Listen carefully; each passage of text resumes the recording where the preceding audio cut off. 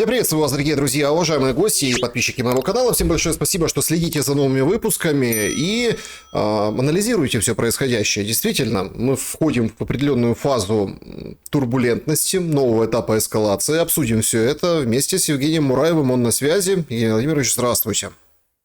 Здравствуйте, Александр. Начать наш разговор я все-таки хочу с такой общей линии, которая вырисовывается, и, кажется, перспективы достаточно мрачные. Это война на изнурение, на истощение, вынос под ноль депо с тепловозами, железной дороги, электроэнергии, подстанции разного типа, ну и, конечно, газодобычи. Зеленский в начале недели говорит, мы газодобычу не спасем, все не защитим, но денег возьмем, газ закачаем, все будет хорошо, надо нормально относиться и готовиться. Я оттолкнусь от его слов и первый вопрос задам. Так вот этой фазе войны на истощение, что важнее все-таки, нормально относиться или как-то готовиться? Дорогие друзья, Александр, давайте разделим интересы украинского государства, украинцев и Зеленского. Это совершенно три разные категории. Понятно, что война идет на нашей территории, и было совершенно понятно, что любое действие будет рождать противодействие. И удары по энергетическому сектору Российской Федерации вызовет в первую очередь симметричный ответ, которого раньше не наблюдали, да, потому что так или иначе мы предполагаем, что все равно к Украине специфическое отношение со стороны Российской Федерации, и неоднократно Путин говорил о том, что мы являемся одним народом, и Украина – это часть, в первую очередь, великой истории Российской империи, поэтому никто не собирался наносить друг другу такой совокупный ущерб на радость Великобритании и Соединенным Штатам Америки. Представьте, какой огромный потенциал был у наших обоих государств, который достался нам в наследство после, опять-таки, веков совместной истории, в первую очередь, Советского Союза, да, и его наследие, которое мы получили в результате его распада, да, это и энергетический комплекс, и промышленный потенциал, который сейчас разрушается у нас на глазах. И самое забавное, что удары по энергетике Украины, да, в первую очередь принесут доходы, в первую очередь, Российской Федерации. Да. Почему? Потому что тот же газ, который мы будем покупать у европейских поставщиков, в большинстве своем имеет корни из России. Да. И электроэнергия, которую мы за счет перетоков и подсоединения к европейской энергосистеме сейчас получаем, на 26% генерируется на ТЭС с помощью газа и угля, происхождение которого тоже понятно. Поэтому я бы не ждал, я бы не готовился, я бы просто отчетливо понимал, что в первую очередь эта инфраструктурная война наносит исключительно нам ущерб на радость заказчикам этого конфликта. Сегодня Рябков сделал заявление и говорит, что наступает такой этап трезвости в отношениях с Соединенными Штатами Америки. Это вот такой ответ на вот эти все томагавки. Вопрос ведь в чем заключается? В том, что выносят инфраструктуру украинскую, но Зеленский стоит на тех позициях, что мы будем выносить инфраструктуру российскую. Там по пристани Маслово прилетело в Белгороде, по другим заводам, нефтеобъектам и так далее, и так далее, и так далее. То есть у нас отопительный сезон, и в России тоже отопительный сезон. Дошло до того, что вполне серьезные умы обсуждают, а как сделать так, чтобы в Москве был блэкаут. Получается, что стратегия ответов и болезненных ударов, вот, в принципе, что предлагается украинским руководством на это. Однако режим трезвости, как ответ на томагавки от Рябкова, предполагает, и он сам об этом говорит, разрушение достижений Анкориджа. Как вам думается, действительно вот этот импульс на мир, который дал Анкоридж, уже окончательно выветрился, и сейчас начнется размен? Александр, я, во-первых, никогда не питал особых иллюзий, да, и наши зрители, которые внимательно, да, следили в том числе и за той аналитикой, которую мы пытались разбираться, да, к каким выводам приходить во время моих собственных эфиров, да, и общения со зрителями, мы понимали, что на самом деле это танцы с бубнами, да, и вопрос не решается на территории Украины и с вокруг интересов Украины. Да, сейчас речь идет о конфигурации и новой системе архитектуры безопасности, в первую очередь в Евразии. Идет речь о создании нового миропорядка, да, формировании новых международных институтов. Война – это лишь катализатор, который подталкивает одну или вторую сторону к принятию тех или иных решений. Соединенные Штаты, скажем так, не так сильно вовлечены в процесс на сегодняшний день, чем были вовлечены во время администрации Байдена, но тем не менее играют ключевую роль, потому что предоставляют и услуги связи на поле боя, и разведданные, и, естественно, являются самым крупным поставщиком современных систем вооружений. Ну, ВПК Европы, да, не способна его заместить, поэтому является игроком. Встреча на Аляске, скорее всего, была вокруг больших интересов, да, и Соединенных Штатов, и России, чем конфликт в Украине. Да. Речь шла и об энергетическом консорциуме, и о переработке редкоземельных металлов, и о добыче полезных ископаемых в Арктике. То есть, так или иначе, о большем круге интересов, которые в первую очередь интересуют Трампа как бизнесмена. Если вы знаете, да, Трамп подписал с Европой трехлетний договор на поставку углеводородов в размере 750 миллиардов. Линч, бывший сотрудник ЮКОСа, если помните такого, да, погасил долги Северного потока-2 и сейчас получает разрешение на его выкуп, что говорит о том, что формируется энергетический консорциум, который позволит контролировать энергетику Европейского Союза, а значит промышленность, а значит экономику.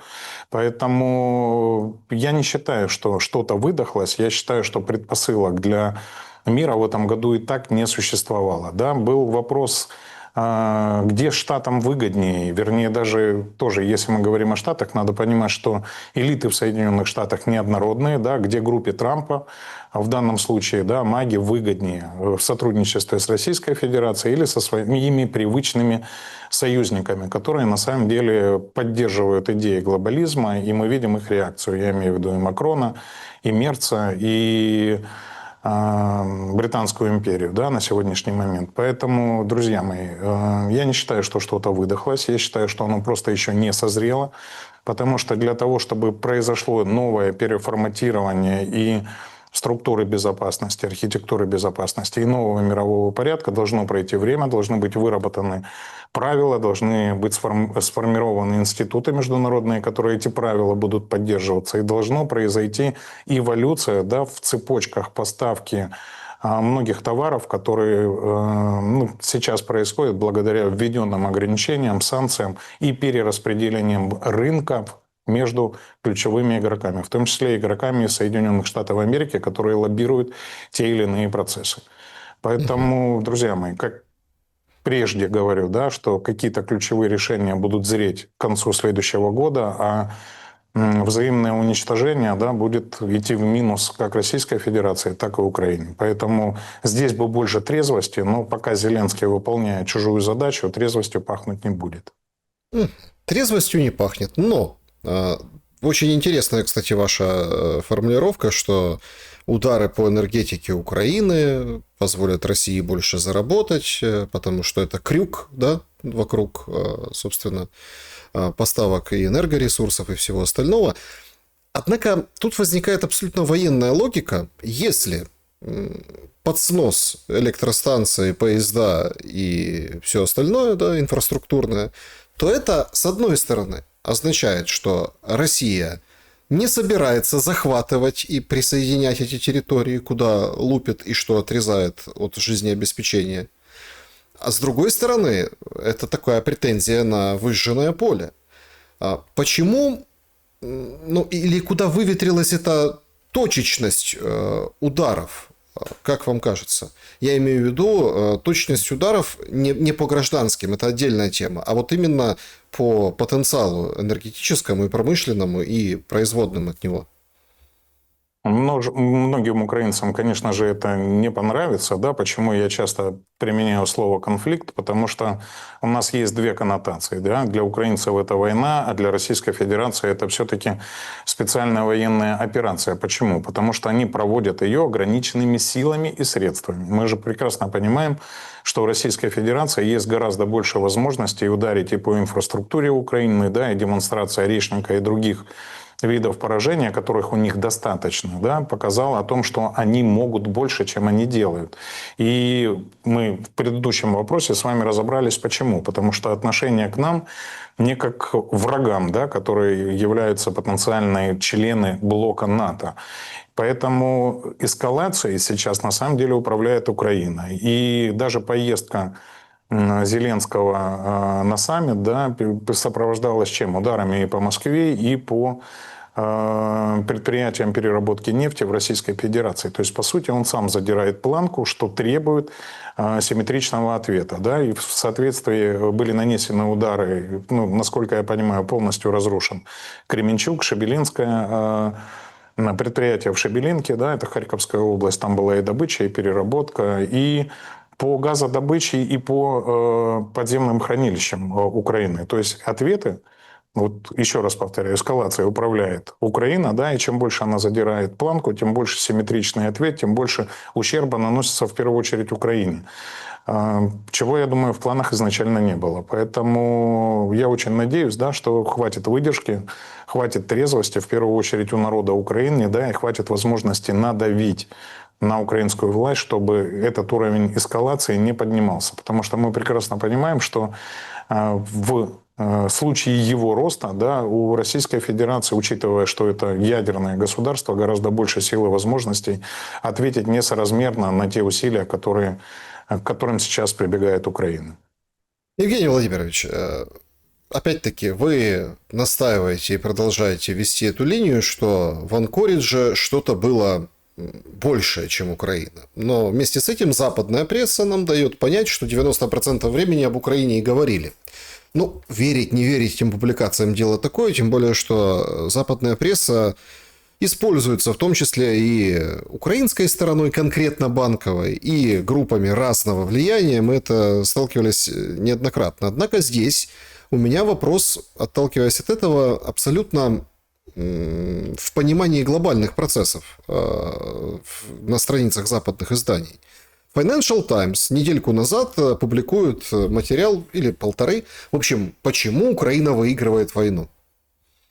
Ну и начинают рассказ с 22 года. Крейсер «Москва», Крымский мост. Сегодня, кстати, бодро украинские паблики, вот прям годовщина поражения Крымского моста. Это тот, который марку выпустили, выставили в центре Киева и так далее, и так далее. 3 года, в общем, гордимся. И вот оттуда начиная, выводят линию, что так Украина и не проигрывает, наоборот, даже выигрывает. Сегодня публикуется материал в «Атлантике», что, ребята, 9 месяцев назад было хуже, сейчас нормально. То есть, в войне на истощение вполне себе есть шансы у Украины. Что вы думаете по этому поводу? Это, ну, как бы просто подпитка ястребами, да, вот своего условного пула приверженцев? Или здесь действительно вот приходят к такому выводу, что в такой войне, ну, условно, есть какие-то шансы у Украины? Александр, помните известную поговорку: «Пока толстый сохнет, худой сдохнет». Ну, смотрите, есть, понятно, внутренние настроения, которые надо подпитывать, а также есть настроения внешние. У ястребов, у европейских ястребов, да, которые должны в первую очередь оправдывать инвестиции, которые уже как не в коня корм, да, вливаются в Украину и в конфликт в Украине. Счет всегда на табло. Скажите, Украина освобождает территории, может быть, она чем-то прирастает. Да? От того, что мы наносим какой-то ущерб Российской Федерации, ну, украинцам уже не легче. Людей меньше не гибнет, меньше территорий, вернее, больше территорий не становится, да, и экономика не становится более развитой. То есть мы наносим соразмерное, да, поражение друг другу. При этом, наверное, доля поражения, которую наносит Россия, кратно выше. Но в любом случае мы, некогда союзные государства, стали враждебными друг для друга и уменьшаем свой совокупный потенциал. Опять-таки, кто наши природные враги? Ну, изначально это было НАТО, да, это было ну, считайте, с 50-х годов прошлого века. То есть 80 лет это наши были оппоненты, и мы представляли для них потенциальную угрозу, как Советский Союз. Вот на сегодняшний день мы стираем собственный потенциал друг об друга, понимая, да, что в исторической перспективе, или вернее в ближайшей перспективе будущего, после окончания конфликта, все равно у нас есть и кооперационные, и родственные, и традиционные связи, которые так или иначе постепенно начнут восстанавливаться. Да, и мы снова так или иначе будем, исходя из собственных интересов, да, восстанавливать эти отношения, и рано или поздно снова будем представлять угрозу. Но нас, в общем, сейчас этими совокупными усилиями отбрасывают на много-много десятилетий назад. То есть это тот потенциал, который заложил Советский Союз в развитие наших территорий. Энергетика – это кровь экономики, да, чем мы с вами даже, по-моему, во время прошлого интервью обсуждали, что есть два ключевых показателя. Это стоимость энергетики в стране и стоимость рабочей силы. Да, это две ключевые составляющие калькуляции себестоимости любого товара. То есть, если мы хотим быть конкурентными, да, у нас должна быть недорогая рабочая сила и как можно более дешевая энергетика. А сейчас мы одни из самых дорогих в Европе. Поэтому потенциал Украины, на самом деле, он просто уничтожается. И восстановить все это будет стоить и очень дорого, и очень долго. И вопрос, где этот ресурс мы будем брать. Вы говорите о том, что так или иначе, ну, колесо истории или это, там, мясорубка это провернется, и все равно придется восстанавливать отношения с Российской Федерацией, но пока этого не предвидится. И Александр, не бывает вечных конфликтов, и Украина не находится на острове. Да? Украина зарабатывала в первую очередь за счет своего транзитного потенциала. Украина является территорией, да, которая разделяла два огромных рынка Европейского Союза, да, бывших стран СНГ, и, по сути, могла быть мостом, да, объединяющим эти два огромных экономических пространства. Да? Но, к сожалению, для того, чтобы не было этих объединительных процессов, если вы помните, долго обсуждалась Большая Европа, об этом говорил и Путин, и Меркель, и Украина была вот этим яблоком раздора, которое разорвало любые возможности и попытки соединения всего этого в один огромный экономический блок. И эта задача пока удалась, но рано или поздно это все равно закончится. И еще раз, мы не можем быть вселенским тупиком. Мы, если захотим развиваться и восстанавливаться, все транзитные свои возможности будем развивать в первую очередь. Вы думаете, сколько мы зарабатывали на транзите углеводородов, да, из Российской Федерации в Европу, сколько зарабатывали на транзите аммиака и просто на транзите любых товаров, которые двигались раньше через Украину, а не в объезд. Поэтому я думаю, когда все остановится, когда все закончится, это все равно неизбежно. Я сейчас не берусь рассуждать в перспективе какого времени, но в наших же интересах, чтобы это произошло быстрее. Я просто хотел ввиду этого привести пример города Харьков. Большого, мощного, красивого, зажиточного, давайте тоже не сбрасывать со счетов, который превратился... Для меня еще и родного. Для вас родного, который превратился в тупик. И вот так вот, если посмотреть, абстрагировавшись, то ты смотришь на Харьков и понимаешь, что это город, который... И так Украина была, я имею в виду, опять-таки, здесь очень много инсинуаций, всегда все обижаются в комментариях, комментаторы, мол, вот, там обижаете Украину. Нет, отброшено развитие городской среды в Украине. И это было еще до большой войны, это было, отброшено. То есть нет вот этого развития, только какие-то там начинались вещи, сразу там или кризис экономический, или какие-то передряги, или Майданы, или что-то еще, и, в общем, не до того, всегда не до того. Однако Харьков все равно умудрялся, там, благодаря Кернесу, да, в свое время, потом его силе вот этой внутри, как-то развиваться. Несмотря на то, что действительно с Россией давно не очень хорошие отношения, но тем не менее. А сейчас такое ощущение, что такой мощный город Харьков, он просто будет олицетворять вообще Украину в целом. Я имею в виду в деловом и экономическом ее потенциале. Что вот вы думаете, если об этом, если экстраполировать судьбу одного областного центра, первой столицы Украины, большого там города, который значим для страны и в историческом, и в научном, и в других контекстах, экстраполировать на всю страну, если...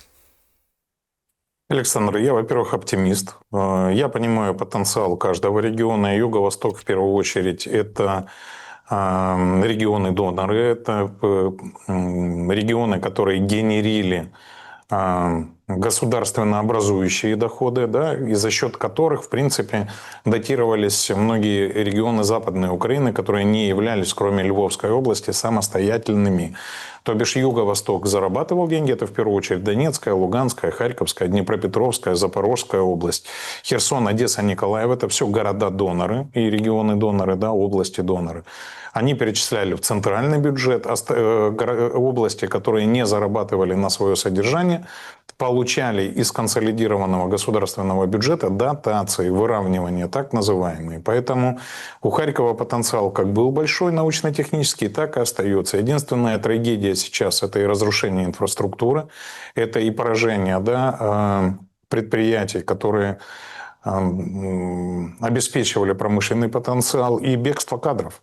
Потому что огромное количество людей было мобилизовано, огромное количество людей покинуло территорию нашего государства. И, в принципе, как говорят мне сейчас многие харьковчане, с которыми я общаюсь, да, не узнаешь контингент, который проживает, потому что много харьковчан уехало, много жителей других областей приехало, да, в первую очередь с территории, где ведутся военные действия на сегодняшний день, и Харьков немножко, да, поменялся. Ну, плюс разрушения, которые постоянно происходят ввиду ведущихся, ну, это прифронтовой город, мы понимаем, да, он приграничный, и бьют по промышленным площадкам, да, это все сейчас видно, и безусловно, это сильнее город не делает, но думаю, что мы все это отстроим, думаю, что мы это все восстановим. Еще раз говорю, да, это научно-технический центр, первая столица, у него огромный базовый потенциал, и нужно будет создавать условия, чтобы в первую очередь в него вернулись люди, которые знают, что с этими предприятиями делать. Я очень надеюсь, еще раз, что этот конфликт не продлится долго, зависит это в первую очередь от той конфигурации, которую сейчас вырабатывают за пределами Украины, но и от украинского народа в том числе. Потому что режим Зеленского держится на штыках и держится на той поддержке, которую ему пока оказывает население. Как только до населения начнет доходить, что реально происходит, конфликт остановится. Ну, вы знаете, мы о населении поговорим, причем слово такое, население, да. Сейчас же активно отрабатывают эту историю, что хотите, ну там ты бизнесмен, хочешь, я тебе сотрудников привезу из Пакистана, из Индии, хочешь, там, давай, нормально, все, их не мобилизуют, это как бы не проблема. Я почему делаю упор на экономике и вот зашел сюда, мы сейчас вернемся к геополитике и к таким глобальным вещам, по одной простой причине, вообще непонятно откуда берутся цифры. Зеленский зовет к себе Свириденко. Говорит, значит, Свириденко, 1,5 миллиарда, резерв, если чего вдруг. Это вот, чтобы газ был в районах условно прифронтовых, да, ближе, которые к фронту находятся. Значит, учителям зарплаты поднимаем в прифронтовых территориях, плюс 4000 гривен на следующий год всем, кто старше 40, чекап. И дают деньги на чекап, то есть деньги. Всячески вот эта вот раздача слонов от Кабмина Свириденко и Зеленского персонально, которые это генерируют, причем там много программ, вызывает удивление. Значит, но тут же очень вмешивается геополитический фактор, потому что не хватало, и мы знаем эти цифры, 300 миллиардов до конца этого года. Сейчас говорят, надо 300 миллиардов увеличить военные расходы для того, чтобы зарплаты военным поднять. И сейчас идет дискуссия о том, что получается, не получается на 10 тысяч больше базовую зарплату поднять военным, да, и увеличить выплату и на силы обороны, и вообще. Давайте возьмем деньги у Европы. Но хитро. Значит, мы попросим у них денег, чтобы они разрешили конкретно направлять на войну, на военных, на силы обороны. Это по всем нормам означает вступление в войну. Получается, это открытое финансирование вооруженных сил воюющей страны. Но мы это сделаем как какой-то займ, который не надо возвращать. Короче, придумали схему. Как это выглядит с точки зрения украинских трат, кредита с дебетом? И зачем Европе ну, это окно Эвертона, получается. Европа теперь будет финансировать человека с ружьем. Не совсем так, Александр. Ну, давайте начнем с цифры. Вы говорите о 300 миллиардов, которые не хватает. Я напомню, это не хватает 300 миллиардов тому 1,7 триллиона, которые уже заняли. То есть не хватает 2 триллионов. Да? Это порядка 50 миллиардов долларов, что гораздо больше, чем все доходы бюджета в довоенное время. То есть максимальные доходы бюджета были на уровне 40 миллиардов долларов. Сейчас мы занимаем в год больше, чем зарабатывала вся страна до войны. Это первое. Второе. Европейцы, чтобы не быть втянутыми в конфликт, финансируют только социальные затраты. И поэтому то, что сейчас говорит Зеленский об увеличении выплат, да, об увеличении заработных плат, о компенсации, да, компаниям, которые поставляют газ и там оказывают услуги населению, да, вот раздувая эти социальные расходы, он увеличивает статьи, по которым имеет право занимать деньги у европейцев. А дальше можно будет сделать корректировку в бюджете, уменьшить расходы по статьям социальным и перекинуть их на финансирование военных статей. То есть, когда это будет уже внутри бюджета, спрятать перебросками, сокращениями, секвестром бюджета будет гораздо легче. Я думаю, что это определенная махинация, она совершенно очевидна, она легко доказываемая, но это такой, знаете, у нас зеленый Копперфильд.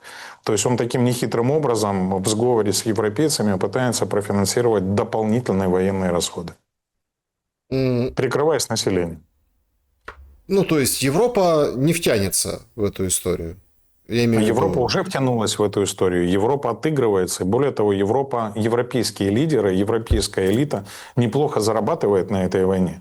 То есть изначально, насколько я понимаю, целью было нанести стратегическое поражение России на поле боя, привести к власти понятных людей в Российской Федерации и паразитировать на ее ресурсах, как это делали долгое время, в том числе и после развала Советского Союза. Ведь Европа, все благополучие Европы держалось на дешевых энергоносителях, которые они получали из России. Обратите внимание, как только ввели санкции и разорвали прямые договора, стоимость газа в Европейском Союзе увеличилась в 2,5, иногда и в 3 раза, да, в зависимости от сезона. А сейчас, когда и потребление в Украине будет расти за счет поставок из Европейского Союза, то бишь спрос на рынке Европы вырастет и, соответственно, стоимость предложения. Да, мы еще раз понимаем, что все равно этот газ возьмут в Российской Федерации только по более дорогой цене. И, соответственно, вот как-то так. Значит, ввиду вышеизложенного, вообще непонятно, скажем так, непонятен запас прочности, да, на который располагает Зеленский.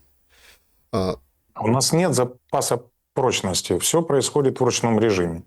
Мы на самом деле его никогда и не имели. До войны у нас привычный дефицит бюджета был порядка 3 миллиардов долларов, откуда и были постоянные заимствования у МВФ, и госдолг был равен, ну, там он был чуть меньше, чем 60 миллиардов, но мы треть своего бюджета направляли на погашение задолженности и обслуживания государственного долга. А сейчас тяжело себе представить, чему он равен на самом деле, потому что точных данных нет. Что-то мы получаем как невозвратные гранты, а что-то мы получаем в кредиты. И даже те деньги, которые должны были забрать у России, да, но пока не могут согласовать механизмы, называется репарационный кредит. То бишь эти деньги Украина все равно вешает на себя как ярмо, борясь за иностранные интересы и разрушая собственную инфраструктуру. То есть, на самом деле, уничтожая и перспективу какого-то, как вы говорите, режима прочности, да, его просто нет. То есть, мы воюем в кредит чужим оружием, да, за чужие ресурсы. То есть, по сути, это уничтожение государственности в прямом понимании этого слова. А то, что вы говорите о том, что будут завозить на сотрудников из Пакистана или Бангладеш, это, ну, наверное, националистам на заметку. А что тогда с нацией?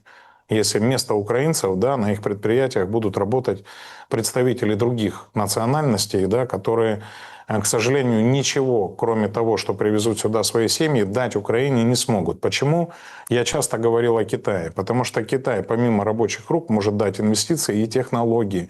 То есть смотреть надо на более широкое сотрудничество, а не закрывать сейчас дыры теми, кого не могут мобилизовать. Надо понимать, что мы с ними будем делать потом.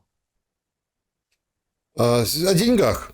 Сегодня разошлась, ну, во-первых, там есть видео из подкаста, во-вторых, есть публикация в соцсети X, значит, Анны Паулины Луны, это представительница Палаты представителей, да, то есть из Соединенных Штатов Америки. Она это говорит и лично, она это и пишет. В общем, ситуация такая, достаточно скандальная. Значит, турецкая газета написала в понедельник банковские счета компаний, обозначила, базирующихся в Арабских Эмиратах, которые задействованы в коррупционной схеме приближенных Владимира Зеленского. Каждый месяц в эту ближневосточную страну переводится около 50 миллионов долларов. Пишет и говорит, указывает на это Анна Паулина Луна.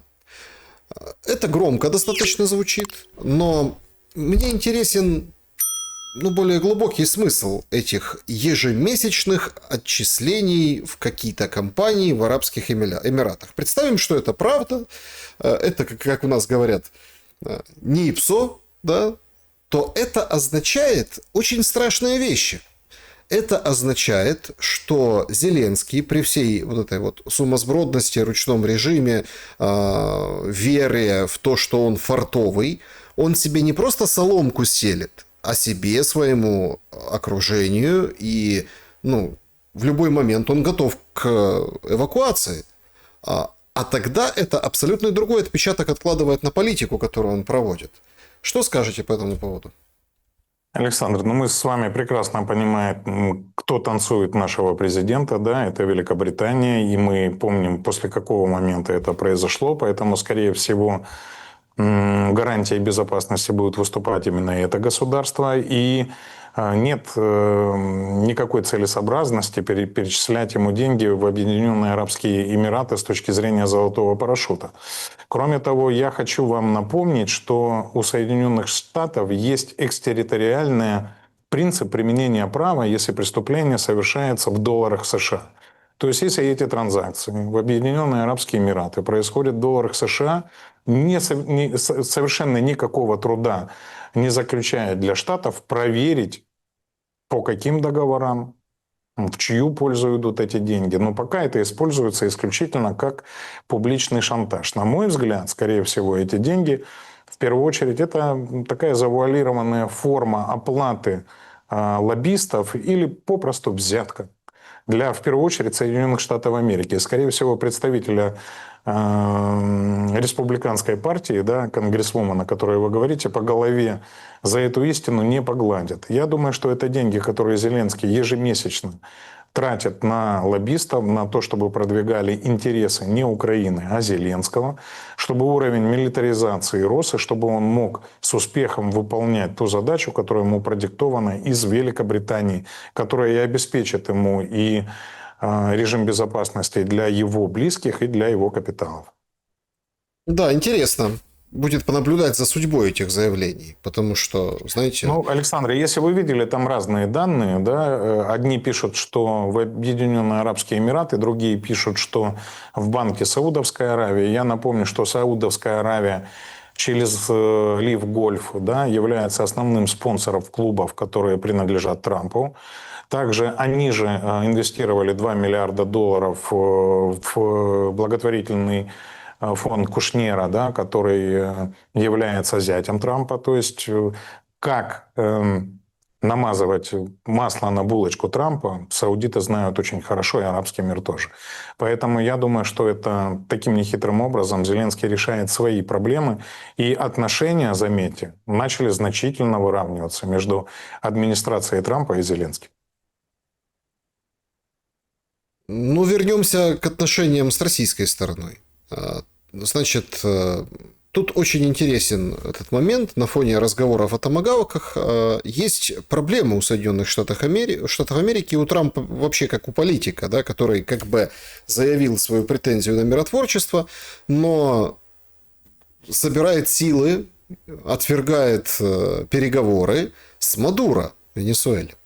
Вчера был день рождения Путина. 73 года. Ну, официально 73. У нас там, знаете, да, есть версии, что одни говорят, что Путин вообще умер и живет в холодильнике. Другие говорят, что там ему на год больше. Это стандартная практика у КГБистов. Но вот к этой дате конкретно Мадуро вышел, сообщил, мы подписали с россиянами договор взаимопомощи военной.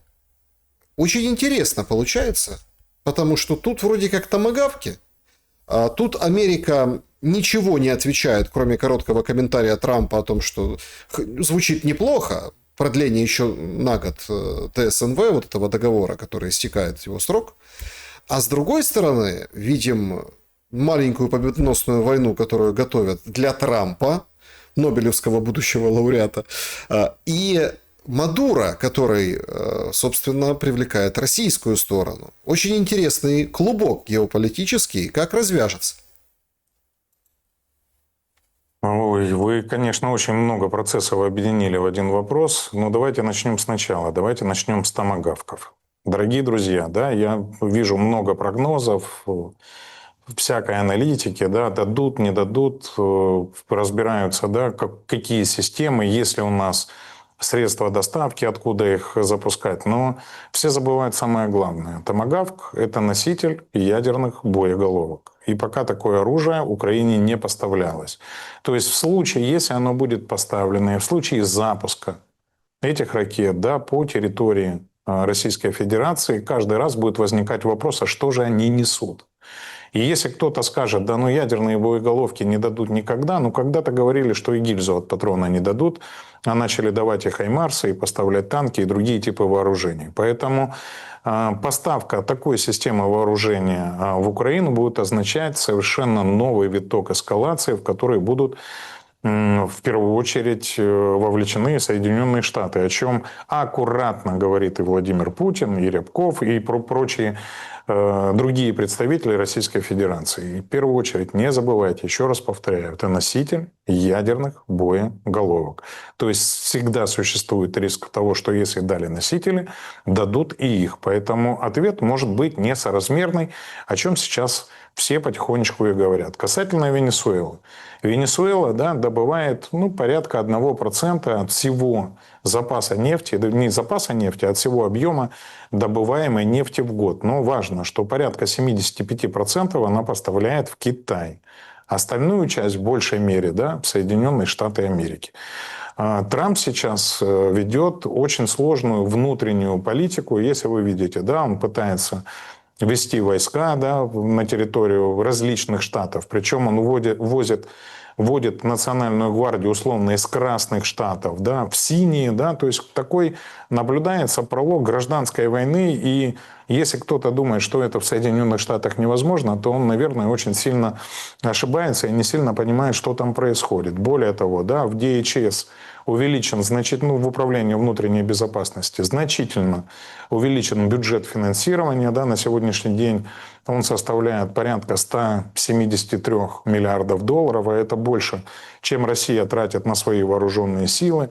То есть в Штатах происходят серьезные внутренние напряжения, которые могут провести к глубокому, фатальному, да, тотальному гражданскому противостоянию и возможные попытки Трампом захвата власти. Ну, по крайней мере, об этом говорят очень многие американские специалисты. Поэтому маленькая победоносная война вполне возможна.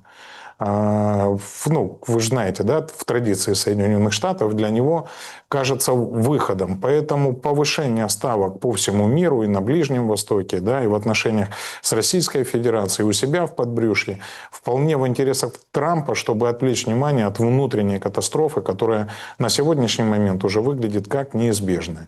Поэтому то, что сейчас Россия начинает играть и контроверсивно выстраивать свою внешнюю политику. Да, сейчас пошли данные о том, что идут поставки систем противовоздушной обороны в Иран, идут поставки особых систем вооружения всем союзникам, которые находятся на Ближнем Востоке.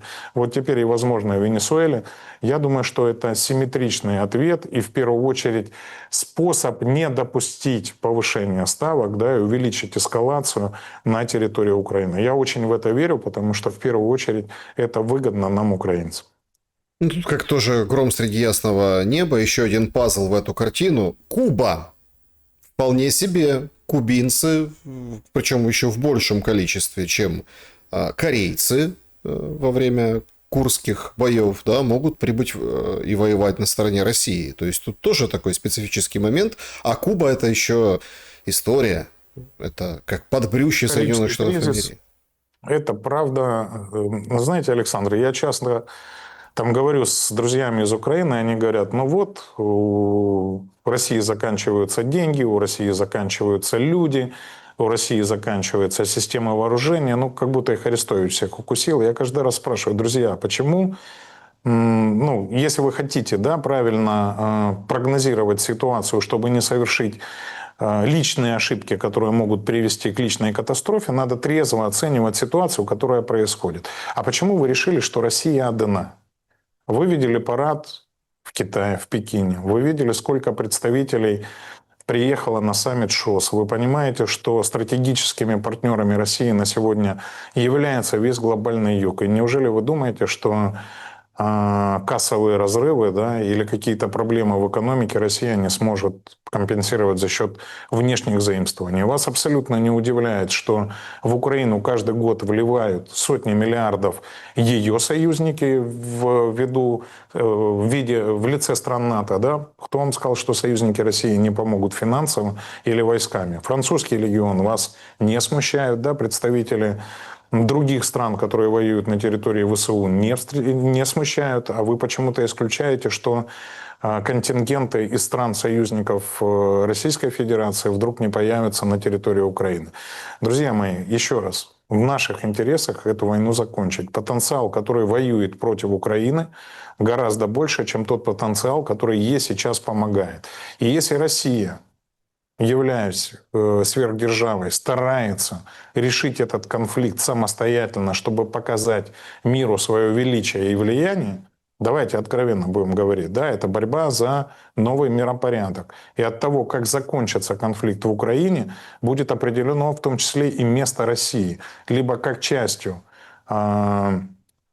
какого-то общего полюса миропорядка, либо как самостоятельного полюса, который будет влиять на процессы, которые происходят в ее периметре. Поэтому пока они воюют сами. Но когда им начнут помогать остальные, ну, ничего хорошего это для Украины сулить не будет. Поэтому, друзья мои, радоваться нечему. Еще раз говорю, надо думать, как этот конфликт закончить, а не слушать эти бравурные марши, песни, слоганы, речевки о том, как мы победим и все освободим. А то, что западные средства массовой информации говорят о том, что Украина побеждает, им надо оправдывать свои вложения, да, в явно проигрышный инвестиционный проект.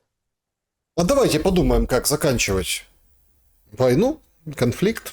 Ну вот на днях это как посмотрели все, да, Арестовича и Собчак. Обиделись на Арестовича многие за и вот это все разгон такой. Хотя некоторые там особо такие внимательные граждане увидели, что не просто так появился молдаванин, который как бы признавался Арестовичу в поддержке, в том, что такие, в общем, надо заканчивать. Как бы тут и Россия, и Молдова, и украинская, например, сторона считала это как элемент такой, как бы продать себя. Вчера буквально там у меня тоже был с ним эфир с Арестовичем. Он говорит, что ребята, нет, но тут очень интересно, да, то есть 4 области и Крым отдам, с Путиным встретимся, но не на поклон, а на разговор. Молебен, цветы Путин возлагает украинским солдатам погибшим, Арестович, если он президент, это об этом они говорили с Собчак, значит, Арестович российским солдатам. И, в общем, вот так и заканчивать. На следующий день его после этого интервью, после этих слов, прозвучавших публично, его объявляет Россия в международный розыск. И Арестович говорит, ну вот смотрите на россиян, то есть, да, вместо того, чтобы ну, как бы поддержать какие-то пути, нащупать какие-то пути. Россия четко приняла позицию воевать. И, мол, единственный сейчас плюс-минус видимый вариант сделать так, чтобы Россия поняла, что воевать дальше дорого, что вот реализация вот этого, ну, скажем так, этой сверхзадачи показать, какое место в мире будет занимать Россия как полюса или как части вот этой многополюсности, это как бы слишком, и поэтому там как это, ударить по сапатке, сломать хребет и, в общем, хорошенько навешать, чтобы условно отползли или остановились там, где есть, и так закончить войну. Как вы видите тогда и как прокомментируете такие варианты урегулирования? Снимаю шляпу перед Ксенией. Отличный журналист. Журналист, который может показать нутро любого человека. Ну, я немножко в журналистике разбираюсь, да, работал с большим количеством журналистов, поэтому могу сказать, гениальное интервью. А комментировать слова Арестовича, я думаю, что уже очень много комментариев, да, вы, наверное, все прочитали в интернете, но давайте пройдем по определенным пунктам. Во-первых, не президенту Украины, и тем более не Арестовичу решать, что отдавать, потому что в Конституции четко написано, что территориальные вопросы решаются только гражданами Украины на референдуме. Поэтому ни президент Зеленский, ни президент Арестович, да, я не знаю, не комментирую, отдать ничего не могут самостоятельно. Они обязаны выносить этот вопрос на всенародный плебисцит, это раз. Второе. Дать по сапатке ядерной стране надо постараться. Но я почему выступал всегда за Минские соглашения и почему говорил, что война с Украиной не может привести нас к победе? Ну, потому что нельзя выиграть у страны, которая имеет первый в мире ядерный потенциал. В случае, если будет экзистенциальная угроза для существования Российской Федерации, и это вопрос не денег, и не вопрос дорого, да, это вопрос принципа. И если Арестович постоянно говорит, что понимает Путин, он должен был это понимать, что для него это в первую очередь вопрос положения России в мире. И он готов на это потратить, я думаю, что на любые ресурсы. Но выиграть у ядерного государства невозможно от слова совсем. Поэтому все вот эти вот стратегические мемы, да, можно только к мемам и отнести. Поэтому, друзья мои, еще раз. Для того, чтобы этот вопрос решать, нужно вести прямые переговоры. Для того, чтобы вести прямые переговоры, надо внимательно слушать требования стороны, которая на данный момент, ну, явно в более лучшей физической форме. И еще раз повторяю, счет на табло. Мы каждый день теряем территории.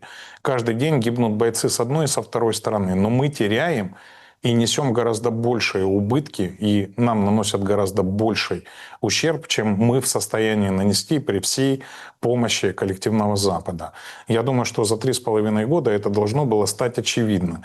И сейчас не говорим о патриотизме, да, говорим рационально, без эмоций. Нам надо сохраниться как народу, нам надо сохранить действительно государственность. И я не думаю, что самым важным аспектом является линия, по которой пройдут новые границы. Мировая история – это изменение границ государств. Много раз некоторые государства пропадали с карты мира, а потом снова появлялись. Нам надо садиться за стол переговоров. Нам надо понимать первопричины конфликта. Нам надо перестать заигрывать с агрессивной частью общества, да, и понимать, вырабатывать механизмы, как мы сможем ему противопоставить правопорядок, да, и заставить выполнять в первую очередь Конституцию Украины, которая является основным законом, и как мы наведем внутри порядок после того, как действительно остановятся военные действия. Но надо понимать еще одну вещь. Да? Украина в данном моменте не субъектна, но армия Украины субъектна, потому что режим украинский держится исключительно на штыках. Поэтому я неоднократно обращался к украинским военным и говорил, что только они могут поставить точку в этом конфликте, потому что даже деньги не решают, если воевать на поле боя будет некому. Им надо ставить точку в продолжении украинского режима, и им надо брать на себя роль переговорщика и вести переговоры с Российской Федерацией о модальности прекращения конфликта и будущего сосуществования, в том числе и экономического. Да? Надо вырабатывать плюсы, да, которые перекроют те минуса, которые мы получали в результате ненужной нам войны. Вот Трамп многократно говорит, да, если бы он был, не было бы войны. Я вам скажу, если был бы не Зеленский, войны бы тоже не было. И если бы Украина не пошла на поводу удовлетворения интересов глобалистов, да, этой бы войны не было. Но ее в любом случае когда-то придется остановить, и лучше это сделать сейчас. И почему я предлагал механизм прямой демократии, потому что понимаю, что украинская элита, которую держат за одно место коррупционными скандалами, их благополучием, да, их парашютом безопасности, их щитами, их зоной комфорта, да, и гарантией безопасности для их близких, там, Великобритания, коллективный Запад. Сейчас даже не будем догадываться, куда будет бежать вся эта свора, которая втянула нашу страну в войну, да, но спрятаться можно только за прямую демократию, только за мнение народа, только за украинскую армию. И других вариантов нет. Поэтому то, что наговорил Арестович, ну, я думаю, что это третья глава из книги «Как управлять Вселенной незаметно для санитаров». Угу. Ну, то есть, давайте так, чтобы понятно было. Вы делаете ставку в разрешении конфликта на позицию военных. Вам сразу, вот прям перед есть глазами... Два варианта. Смотрите, Саш, перед глазами есть стоит переговорная группа в Стамбуле, да? Все в военной форме, причем в полевой. Да, один там кислица и Умеров непонятный. Ну, то есть, вот вам прямые переговоры, вот вам все военные. Это раз. Во-вторых, это цинично. И а вы считаете Умерова военным? Подождите. Не, я говорю вам о картинке. Я говорю, картинка переговоров. Я говорю не о картинке, я говорю, сути. смотрите, я говорю о картинке переговоров. Нам демонстрируют, что демонстрировали, когда был Стамбул, прямые контакты, что военные там чуть ли не самое главное. А второй момент. Есть такое очень интересное, получается, циничное и достаточно, ну, такое подленькое, я бы сказал, в этом предложении, мол, военные, давайте берите все в свои руки и решайте. Почему? Потому что к этому страданию и ужасу привели политики, которых вы хорошо знаете, а разгребать все военным. Причем мы понимаем, что 90, уже там сколько, 80 было процентов по статистике. Сейчас это все гуляет, цифры, потому что СЗЧ, потому что остальное. Но это обычно, это вчерашние гражданские люди. У них карьерный рост прет, у них очень такая очень жесткая политика. Только открывает какой-нибудь Юрий Касьянов рот против Ермака, сразу выбивают, расформировывают, переводят Дропатова, убирают, сужают направление, и потом они еще, как Юрий Касьянов, выходят и извиняются. Ну, за то, что там ничего, чего-то такого не сказал. То есть армия, она полностью под контролем офиса президента. Поэтому выход через военных достаточно тяжелый и мало осуществимый. Александр, давайте начнем сначала. Если вы говорите о политиках, да, то моя позиция, я думаю, известна украинцам. Я в кого только не был записан в руку Кремля, потому что хотел предотвратить эту войну, понимая, чем она закончится для Украины. И в первую очередь не потому, что я...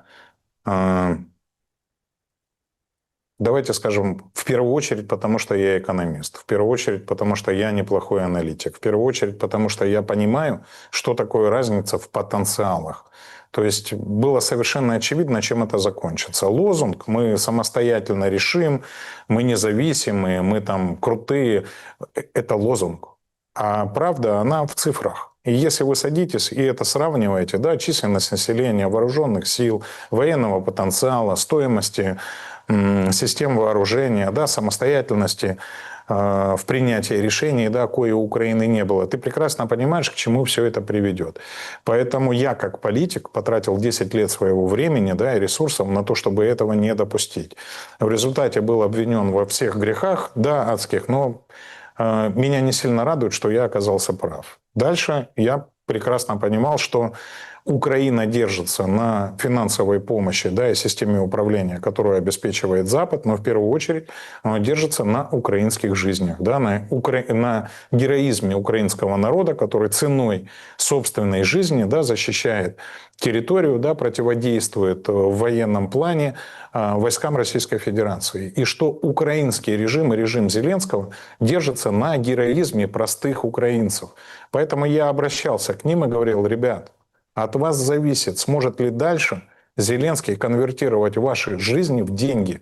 Если вы объединитесь, и это в первую очередь касается не Умеровых, да, не смешных Резниковых, которые корчили из себя военных министров, да, и даже Залужного, который был целым главой Генштаба, да, и почему-то оказался непригодным к воинской службе. Но вы вдумайте, что происходит, да, все бояре и все их дети, да, оказались непригодными, да, не гибнут, но тем не менее управляют этим конфликтом.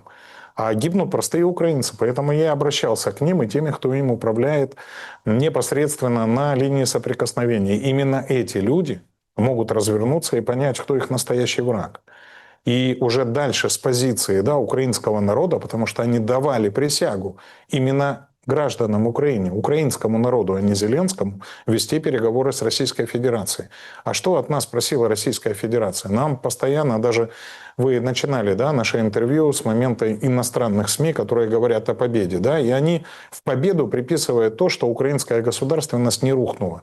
Друзья, но у нас перед глазами и Гомельские соглашения, и Стамбульские, где об украинской государственности не шло и речи. Шла речь о выполнении Украиной взятых на себя обязательств в 90-м году в декларации о суверенитете, о том, что Украина будет внеблоковым, безъядерным, нейтральным государством. И, по сути, она, не выполнив эти условия, да, сама себя поставила на грань вооруженного конфликта с Российской Федерацией, потому что являлась для него, соответственно, вражеским государством в случае вступления, да, в блок стран НАТО, потому что НАТО само определило Россию как стратегического оппонента. Это же, ну, все в документах. То есть это переход на сторону врага. И это действие должно было вызвать соответствующее противодействие, о котором я многократно предупреждал. Но, друзья, еще раз, да, что требовала Россия? Признать Крым, но мы его де-факто и не контролировали. Она гарантировала, что выведет войска с территории Запорожской и Херсонской областей, ну а после апрельских тезисов Путина, да, это уже не рассматривается. Я вас уверяю, и тут я соглашусь единственное, с чем с Арестовичем, да, и я об этом много раз говорил. Каждые следующие условия будут хуже предыдущих, потому что, ну, еще раз, друзья, счет на табло. Каждый день открываешь новости, да, и читаешь, что Россия приобрела новые и новые территории. Украина их потеряла. Можно бесконечно говорить, что это всего лишь километры, но это происходит каждый день. И сегодня возобновилось наступление в Сумской области. Да, оно точно так же идет по всей линии соприкосновения. Мы знаем, что у нас проблемы в Купянске, в Запорожской, в Днепропетровской области. То есть, друзья, путь в никуда. Еще раз, нашей государственности никогда ничто не угрожало. Угрожало только той элите, которая шла на поводу у коллективного Запада и тянула Украину в эту войну, провоцируя Россию в нее вступить. Сейчас не оправдываю Россию. Снимаю шляпу перед разведкой, да, Великобритании военной, перед ее спецслужбами, что они выстроили настолько качественно систему, что Россия сначала попала в капкан с Крымом, потом попала в капкан с Донбассом, да, потом с полномасштабным конфликтом. Но обратите внимание, несмотря на все противодействие Запада, да, она сохраняет устойчивость и экономическую, и в военном потенциале. То есть все равно эти расчеты не сбылись, и война, как я и говорил, к сожалению, ведется на нашей территории. Нас превратили в полигон, да, и за счет жизни простых украинцев и нашей инфраструктуры, которой, ну, я с ужасом, ну, вот просто понимаю, как мы ее будем восстанавливать, да, и где мы будем брать эти ресурсы, и сколько мы потом за это будем расплачиваться. Нам придется восстанавливать. Поэтому, друзья мои, я обращался к военным именно с этой позиции. В этом нет ничего подлого. Но когда я понял, что, наверное, большинство, да, к сожалению, на этой войне зарабатывает, и только тех, кого ловят на улицах, да, как животных, садят в бусики и отправляют на фронт, они, к сожалению, не справятся с этой задачей, да, мы перешли к разработке продукта под названием, да, форум онлайн. Потому что это прямая демократия. Потому что С этим уже поспорить будет нельзя. То есть если миллионы, десятки миллионов украинцев скажут, что они согласны на эти условия или на другие, да, что они не хотят продолжения конфликта ни двуличному Западу, ни нашей армии, да, ни нашим боевым командирам, которые мечтают стать частью конструкции, да, власти в Украине после окончания конфликта, я не знаю, там, возглавить министерство, ведомство, попасть в парламент, ну, против мнения народа попереть будет очень сложно. Поэтому мы разработали вот такой политический механизм, в котором никого не надо толкать на баррикады, где люди, которые прячутся по домам, да, смогут спокойно отдать свой голос за мир в нашей стране. Сделать это анонимно, абсолютно безопасно, для того, чтобы были аргументы и у Трампа, и у всей мировой общественности, да, и у мировой оппозиции, я имею в виду у тех, кто сейчас не поддерживает те события, которые происходят в Европе. Вы посмотрите, 4-е правительство во Франции, да, и сейчас вопрос о отставке Макрона. Почему это происходит? Да потому что простые люди, которые живут в Европе, не согласны с тем, что происходит и куда их тянут их элиты. Мы, ну, реально на пороге Третьей мировой. Мы тут улыбаемся, вспоминаем про Карибский кризис, но еще раз говорю, и томагавки это не шутки, потому что, ну, каждый раз, когда он будет лететь вглубь Украины, всегда будет возникать вопрос, а что это летит? Это летит обычный там 500-килограммовый заряд и летит ядерная боеголовка? Вы видели в Днепре, видите, история, когда там пыхнул трансформатор, и там было свечение, и все, о, ё-моё, это континентальная баллистическая ракета прилетела, Ярс. Ну, это как бы пытались разогнать. Дорогие друзья, есть Ярсы, есть Сарматы, есть авангарды, да, есть огромное количество систем вооружений, которые по Украине не применялись, и, я надеюсь, не будут применены. Но я не удивлюсь, если Великобритании нужен будет такой виток эскалации, чтобы, скажем так, оторвать Россию от глобального юга и показать ее глобальным вселенским злом, да, спровоцировав на применение тактических систем вооружения или чего-то другого по территории Украины. Друзья мои, с британцев станется. Вы посмотрите, они сколько веков грабят, паразитируют. Да, по сути, на чем держалась империя? Она держалась на пиратстве, она держалась на колонизации, да, чужих государств, на рабстве и так далее. То есть они всю жизнь привыкли паразитировать, играть чужими судьбами, как цыган солнцем. Поэтому, друзья, у нас есть два варианта. Либо народ Украины поставит этому точку, я имею в виду военных, либо народ Украины поставит эту точку самым демократическим путем при помощи мировой общественности. Верю ли я в это? Верю. Ну, потому что даже в двуличном мире спорить с очевидным будет крайне сложно. Смотрите. Поэтому, друзья, я как политик предлагаю эти варианты еще раз. Не просто, да, Александр, проводить эфиры, там, ругать Зеленского, делать что-то. Я пытаюсь что-то создавать.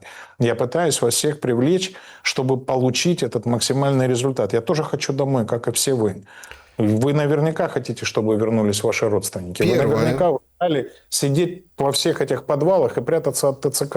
И смотреть, как разрушает вашу страну. Давайте что-то делать вместе. Первое. Мураев создал вот эту программу для голосования, чтобы собрать базу данных, и тут мнения разнятся, для ФСБ или для банковой. Ну, вот этот пассив, да, для банковой, чтобы вычислить. И такие версии встречаются. Второе. Мураев собирает новый актив партии, чтобы на белом коне, в общем, войти в украинскую политику. Третье. Это, в принципе, опасная история. Киберполиция должна заняться Мураевым. И самый главный аргумент, и это, наверное, самое страшное, вы на вот эти все, ну, как бы, вопросы вы там отреагируете, но самое страшное другое.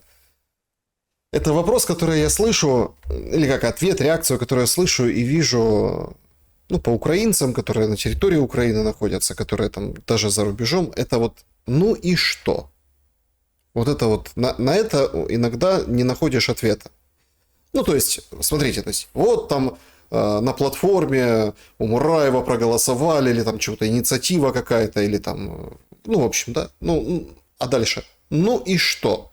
Мол, это ни на что не влияет. И дальше мы слышим о том, что чем больше русскоязычный Львов, тем больше русских ракет по нему летит. И дальше мы слышим, ну, это в плане языка, в плане там окончания войны, в плане экономики, в плане там переселенцев, в плане... Ну, сказал ты, ну, вышел ты, ну дал свою точку зрения. Она ни на что не влияет. Начнем сначала, да? Дорогие друзья, ну я думал, вопрос языка уже давно снят с повестки. Да? Я 10 раз говорил, что русский язык – это один из 6 языков ООН. Что язык – это средство коммуникации, в первую очередь. Это средство, да, донесения информации. Это средство передачи каких-то данных от одного человека к другому. И чем больше языков вы знаете, тем более конкурентоспособны вы как личность. Скажите, сколько населения сейчас в Украине? 20 миллионов, 28, да, мы не знаем, да, но мы точно понимаем, что оно становится меньше с каждым днем, потому что люди гибнут и люди уезжают. И все больше и больше людей не собирается возвращаться назад. Скажите, что им делать с украинским языком в Польше, в Словакии, в Германии, во Франции? Ну вот догордились, доносились, вот кому оно помогло? Вот если это все было из-за Армавира, да, то к чему мы пришли? Я говорил, что это самый ущербный путь, это путь к саморазрушению, да, это глупость вселенская, потому что, еще раз, да, мы, капсулируясь, надо знать свою культуру, надо чтить свою историю, да, надо сохранять традиции, но они не могут быть причиной для гордости и самоцелей. Да, это просто наше родное, мы это бережем, потому что дано с детства. Развиваться надо наружу, да, только это делает страну сильнее, только это делает ее богаче. А задача любого государства сделать так, чтобы гражданам жилось лучше. По языку давайте закончим, отложим в сторону. По Львову прилетает, потому что система ПВО в Украине ослабла, потому что система стратегического планирования и тактика нанесения ударов, да, уже более отточена и лучше работает, поэтому выносятся прифронтовые, да, к сожалению, регионы. Я сейчас, к сожалению, говорю, потому что я каждый день, да, читаю новости по ударам по Харькову, и это мне, извините, как серпом по одному месту. Потому что я понимаю, куда прилетает, я понимаю, кто там живет. У меня много родных, знакомых, друзей, товарищей. В общем-то, как и в других городах, да, и я не знаю, кого это радует. Я иногда вижу ликование, иногда привычную скорбь, да, но меня, конечно, поразил Львов, который первый раз, наверное, получил так, как получают все города, да, и взвыл. Друзья, вот вы громче всех кричали о границах 91 года. Я еще раз говорил, кричат те, кто собственной шкурой не испытал всю эту боль и весь этот страх. Сейчас вы должны тоже понимать, как страшна война. И я ни в коем случае не злорадствую. Я просто говорю, друзья, она может прийти в каждый дом. И это всего лишь вопросы времени. И вы, находясь, да, на западных границах нашего государства, тоже не защищены. И не придет великий дядя, и нет столько патриотов, да, чтобы защитить каждый город. Это невозможно. Поэтому и в ваших интересах тоже, да, вы выжили уже максимум, да, из горя, которое пришло в нашу страну. У вас подорожали квартиры, вы отлично монетизировали свои квадратные метры, когда внутренне перемещенные лица поехали к вам как к своим, а вы им начали сдавать квартиры, как в Италии, в Риме, да, там, или в Брюсселе по цене. Но Бог вам судья. Но сейчас эта боль может прийти и в ваш дом, в дом каждого из вас. Поэтому давайте быть реалистами, давайте оценивать ситуацию трезво и давайте это тоже заканчивать. Почему я сказал, что эта система безопасна, да? Друзья, это легко проверяется. Во-первых, это не мураевская платформа. Ее писало большое количество людей. Я вам сказал, что она не принадлежит мне, да? Она принадлежит определенному коллективу. Мы ее открыто выложили в GitHub, да, вы можете посмотреть исходный код, вы можете принять участие в тестировании, будет проведен международный аудит. Сейчас мы уже получили рабочее приложение для айфонов, мы его выложим в ближайшее время в общий доступ, когда наши штатные тестировщики, да, его проверят на уязвимости и проверят корректность его работы. Это в ближайшее время произойдет. Но исходный код позволяет всем нашим оппонентам сказать, прав я или нет. Я еще раз повторяю. Мы не получаем ваших данных. Их никто не может получить. Ни группа разработчиков, ни иностранные спецслужбы, потому что весь процессинг происходит в вашем телефоне.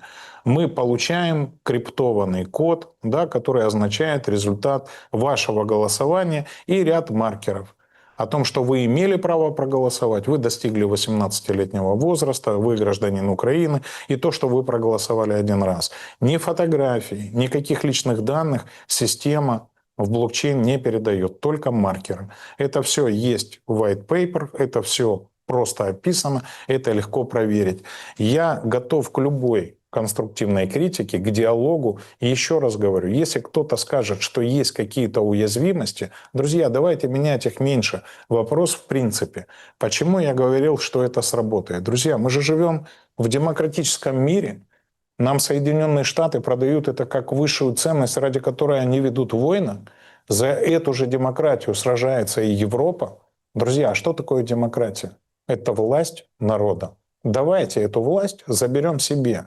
Хотя бы в ряде голосований, которые являются ключевыми для урегулирования конфликта в Украине. Еще раз, эта программа не мураевская, она не под Украину. Эта программа написана для всего мира. Она работает для всех NFC-чипов.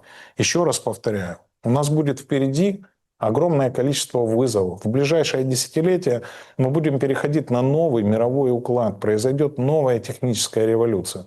И, друзья, большинство из вас останется без работы. Я не хочу сейчас пугать, да, надо решить сейчас основной наш кризис в Украине. А дальше нам придется объединяться, причем со всем миром, для того, чтобы как-то управлять этой системой. И поверьте, это самый демократичный способ. Да, скажут, что многие вопросы нельзя решать на референдумах, а я соглашусь. У нас даже есть закон о референдумах, который позволяет ряд вопросов выносить на эти референдумы, а ряд вопросов по определенным темам, да, по амнистии, по вопросам бюджетной политики запрещает. Потому что этим должны заниматься политики профессиональные, специалисты, и вы делегируете им эти функции. Но основные вопросы, в том числе и изменение территориальных границ, то, что сейчас является камнем преткновения в мирном договоре между Российской Федерацией и Украиной, является вопрос территории. То, что было решено, да, в Анкоридже. Но как это решить по-другому, если Зеленский этот референдум никогда не назначит? Как это решить, если вы не доверяете системе? Как собрать всех людей, которые находятся на территории, разбросанной по всему миру? Они и в Европе, они и в России, они и в окопах. Как им дать этот универсальный инструмент? Ну, вы же понимаете, что... Сделали его открытым и для всех. Вы же понимаете, Поэтому, что это вот такая история, как вот с голосованием в ДИИ или выборах в ДИИ. Нет, Александр, смотрите, Нет, это блокчейн. сейчас посмотрите. Не-не-не, я сейчас... Ну, во-первых, да, первый вопрос. А почему же ни одна из развитых стран мира не применила эту технологию у себя, раз все такие демократичные? Но тут главное другое. Важно то, что никто не может понять результат. То есть, не важно, как голосуют, важно, какой результат покажут. Вот основная претензия вообще любых демократических инициатив с опросами. Ну, кому как не украинцам в этом знать, которые голосуют о том, что они за то, чтобы продолжалась война и так далее. И там не важно, как они отвечают на вопрос. Честно, нечестно. Все равно покажут результат тот, который... ну, будет нужен и выгоден. Вот в этом-то и основная претензия, и поэтому, Александр, собственно, я вам безумно благодарен за вопрос. называют он мураевским да? это приложение, понимаете? Вот я вам просто объясняю, почему. Дорогие друзья, я еще раз поблагодарю Александра за вопрос. Это важные вопросы, они краеугольные. Почему мы, в общем-то, и занялись разработкой этой системы? Во-первых, раньше не было технологической возможности. То есть не было блокчейна, да, и этим кого-то пугали, да. Вы уже все знаете, что такое криптовалюты и принцип работы блокчейна. В нем ничего нельзя изменить, в нем нельзя переписать, в нем цементируется от сотворения блокчейна до финальной стадии, да, абсолютно все транзакции. И они не подвержены изменению. Почему все, кто думает, что они в крипте там где-то дают кому-то взятки, это незаметно, друзья, это более заметно, чем что бы то ни было. Вот это нельзя спрятать, это всегда можно доказать. И это абсолютно не анонимная система в плане транзакций. Да? То есть если транзакция совершена, она 100% была. Анонимный может быть только тот, кто эту транзакцию сделал. Но, как сейчас доказывают преступления, которые в блокчейне, вы рано или поздно, когда вы перечисляете крипту, а потом кто-то приходит за наличными деньгами в пункт обменки, вот только в этот момент можно доказать причастность, откуда она вышла, каким образом. И это записывается как неизменный фактор, да, то есть развитие технологий, появление NFC-чипов, появление у каждого в руках смартфона дало нам идею, как сделать систему голосования максимально удобной, чтобы вы могли это сделать из любого для вас удобного места, максимально безопасной, потому что, еще раз, смотрите, верификация вас как пользователя происходит в вашем телефоне в момент, когда вы приложили к нему паспорт. После того, как вы проголосовали, мы получаем только обрывки кода, который восстановить в обратную сторону невозможно. Его нельзя дешифровать. Можно только получить результат голосования. Вы за или против. Вы имели право или не имели. Поэтому я прекрасно понимаю, из какой страны мне пришлось уехать. Я прекрасно понимаю, какую тиранию построил Зеленский. Я прекрасно понимаю, кто на самом деле управляет украинскими спецслужбами. И мы 10 раз думали, как в первую очередь сделать эту систему безопасной. Она абсолютно безопасна, поэтому она лежит в открытом доступе.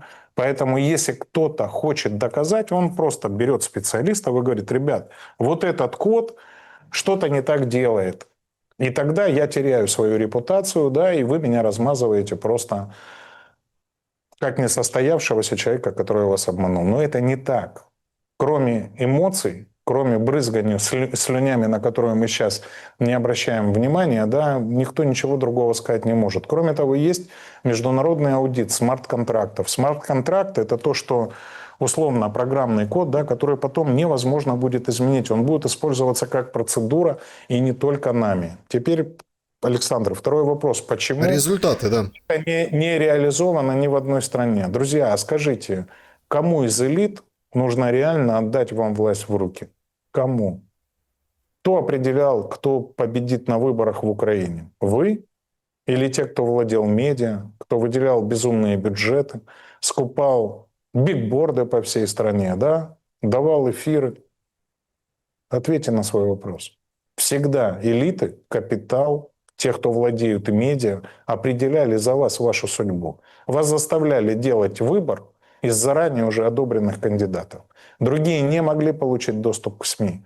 Почему я создавал свои телеканалы? Потому что меня другие никогда бы не пустили. Все же понятно. Или вы думаете, это такой вид спорта, да, тратить деньги на содержание медиа? Это дорого. Это очень дорого. Но если хотелось мне быть самостоятельным в политике, нужно было эти медиа создавать, потому что другие не сильно хотели видеть неподконтрольных кандидатов. Поэтому, друзья мои, элитам эта система невыгодна. Но наша с вами задача сделать так, чтобы она завладела массами, как обычная идея. Чтобы это, смотрите, скажите, а вот сейчас, когда кризис во Франции происходит, это выгодно Ле Пен, вот эта система, или нет? А я думаю, что выгодно. И когда они об этом узнают, да, и проведут работу с французами, мы можем тоже удивиться, поддерживают ли они внешнюю и внутреннюю политику Макрона. Скажите, а то же самое в других странах не произойдет, если дать такой реальный инструмент гражданами, ради которых, да, по идее, эта политическая элита должна выстраивать внешний и внутренний курс. Но так никогда не происходило, а сейчас может. Поэтому мы этим и занимаемся. И поверьте, у нас интернациональный коллектив. И я благодарен ребятам, да, которых встретил. Я верю в Всевышнего, да, и не верю, что просто так что-то происходит. Они оказались рядом, да, с одинаковыми идеями и с возможностями. Ну и технологии подтянулись. Друзья, мы на пороге больших событий. Я хотел бы, чтобы вы стали их частью. Ну, а мы... Как это? Армия, мова, вира, до границ 91-го года, вот это вот Александр, все. это не про вас, и я вам благодарен, да, и за этот эфир, и за вопросы, и за то, что вы сохраняете трезвость, да, и позволяете, по крайней мере, людям иметь альтернативную точку зрения. Друзья, все остальные медиа, вы знаете, как работаете, это цели элит. А вот мы децентрализованная система. Вместе с Александром и вместе с вами. Да, друзья, подписывайтесь. Ссылки на Евгения Мураева в описании к этому видео. Подпишитесь на мой телеграм-канал и YouTube-канал. Поставьте лайк. Это сейчас очень Александр, важно. можно еще два слова? Друзья, смотрите, мы только запустили систему. 2 DDoS-атаки. Сайт заблокирован на территории Украины. Мне заблокировали все мои ресурсы. Опять по требованию Центра противодействия дезинформации и так далее. Прошло не больше недели. Как вы думаете, они реально этого боятся или нет? Они боятся нас с вами. Поэтому подписывайтесь на Александра, подпишитесь, пожалуйста, в первую очередь на телеграм-канал. Это единственное, что им пока недоступно. YouTube очередной раз заблокирован, но мы сейчас заведем все новое. TikTok, Instagram тоже. Друзья, удачи, спасибо вам большое. Берегите себя, всем добра и света. Увидимся. До скорого. Всего доброго.